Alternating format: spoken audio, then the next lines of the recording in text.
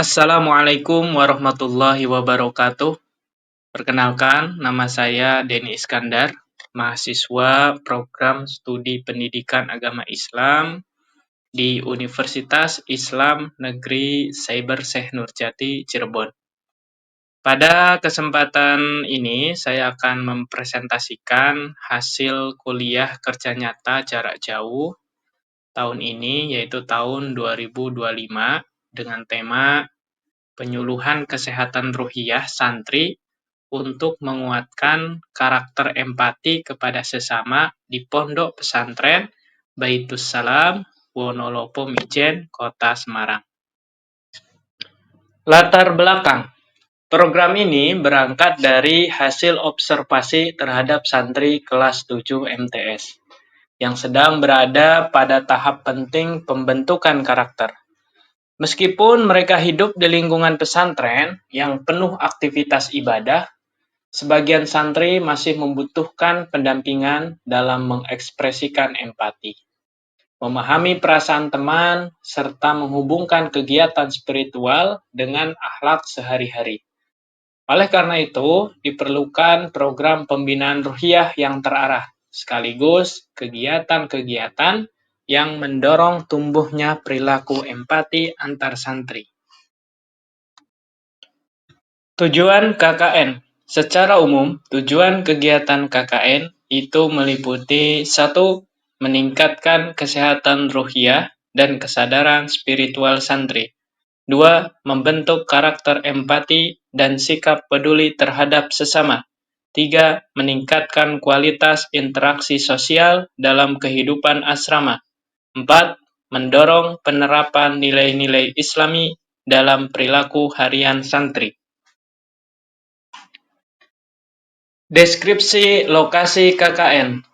Lokasi pengabdian berada di Pondok Pesantren Baitus Salam Wonolopo, sebuah pesantren yang terletak di daerah yang tenang dan kondusif. Santri tinggal bersama dalam ritme kegiatan yang padat, sehingga dinamika sosial mereka sangat intens. Hal ini menjadikan pesantren sebagai tempat ideal untuk menanamkan pembiasaan akhlak dan empati. Potensi dan permasalahan.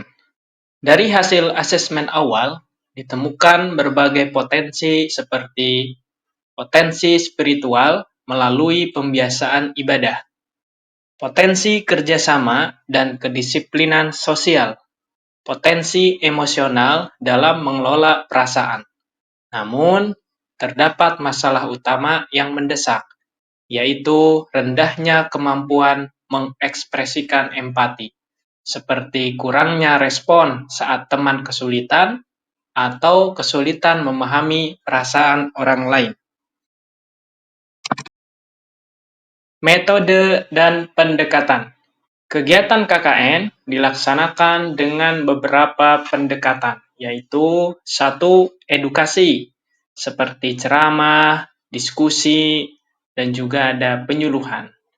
Yang kedua, partisipatif, yaitu melibatkan santri dalam diskusi kelompok, tutor sebaya, dan kreativitas bersama. Yang ketiga, dakwah, seperti tahsin, tadabbur, dan pembinaan ruhiyah. 4. Pembiasaan, seperti praktek akhlak harian, gotong royong, dan kegiatan sosial. Yang kelima, experiential learning, yaitu santri mengalami nilai empati secara langsung melalui aksi nyata. Rangkaian kegiatan. Kegiatan dilaksanakan dari tanggal 11 Oktober hingga 19 November tahun 2025. Kegiatan itu meliputi 1. Observasi lapangan dan validasi dengan pengurus pesantren. 2. Penyusunan dan pengesahan program kerja. 3. Penyuluhan ruhiyah, tahsin, tahfiz, dan tadabbur ayat. 4. Sharing circle untuk memperdalam nilai empati. 5. Pembuatan dan pemasangan poster empati. 6. Kegiatan sosial seperti kerja bakti, dan SJB, Susu Jumat Berkah. 7. Evaluasi bersama pengurus dan santri. Dan yang ke-8, penyusunan laporan akhir serta dokumentasi kegiatan. Hasil dan dampak kegiatan. Hasil kegiatan menunjukkan beberapa dampak positif. 1. Perilaku empati berkembang, seperti santri lebih saling membantu, lebih sering menghargai, serta mampu berkomunikasi lebih sopan. 2. Keterlibatan kreatif meningkat, terutama dalam pembuatan poster nilai-nilai empati. 3. Lingkungan pesantren menjadi lebih bersih dan nyaman melalui kerja bakti. 4. Mahasiswa memperoleh pengalaman nyata, baik dalam perencanaan program, dalam komunikasi, maupun dalam pembinaan karakter. 5. Terbangun kolaborasi yang baik dengan pengurus pesantren untuk berkelanjutan program.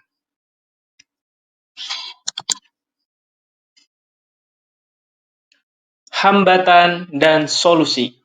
Beberapa hambatan yang ditemui antara lain terbatasnya fasilitas komputer untuk desain poster, padatnya jadwal santri di pesantren, kendala cuaca untuk kegiatan luar ruangan.